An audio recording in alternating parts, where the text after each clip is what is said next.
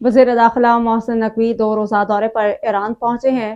Urdu digest کے بانی معروف صحافی الطاف حسن قریشی انتقال کر گئے۔ مشرق وسطی بحران: پاکستانی فضائی حدود کی بندش سے ایئر انڈیا کا خسارہ $2 ارب سے تجاوز۔ لاہور میں انمول پنکی کی رہائش کا راز کھل گیا، تصاویر بھی سامنے آ گئیں۔ IMF دباؤ: بجٹ میں 860 ارب کے اضافی ٹیکس، پیٹرول ڈیزل پر سبسڈی بند کرنے کا فیصلہ۔ اگلے بجٹ میں عوام پر 430 ارب کا اضافی بوجھ ڈالنے کا امکان ہے۔ ذرائع اسلام آباد: آئندہ مالی سال 2026-27 کے وفاقی بجٹ کا مجموعی حجم 17,000 ارب روپے سے زیادہ رکھے جانے کا امکان ہے۔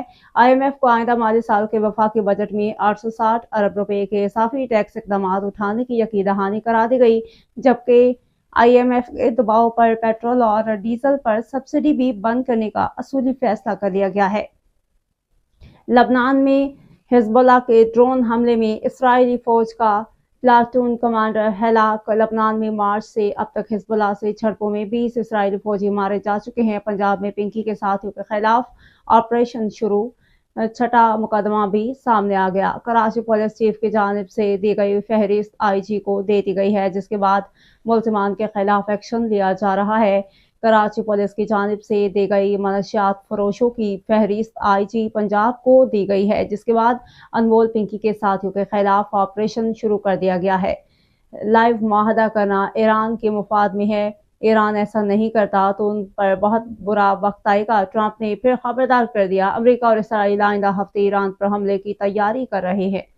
خبر ایجنسی غیر ملکی میڈیا رپورٹس کے مطابق ایران کے ساتھ مذاکرات تعطل کا شکار ہونے کے بعد اسرائیل اور امریکہ ایران پر حملے دوبارہ شروع کرنے کی تیاری کر رہے ہیں، جو ممکنہ طور پر آئندہ ہفتے شروع ہو سکتے ہیں۔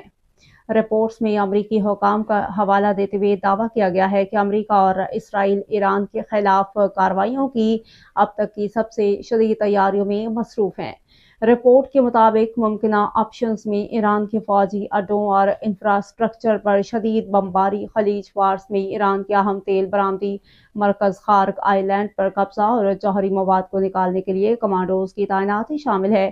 ادھر ایک سینئر اسرائیلی عہدیدار نے اسرائیلی چینل سے گفتگو کرتے ہوئے کہا کہ اسرائیل فوری جنگ کے لیے تیار ہے اور امریکی صدر کے ایران سے مذاکرات سے متعلق حتمی فیصلے کا انتظار کر رہا ہے۔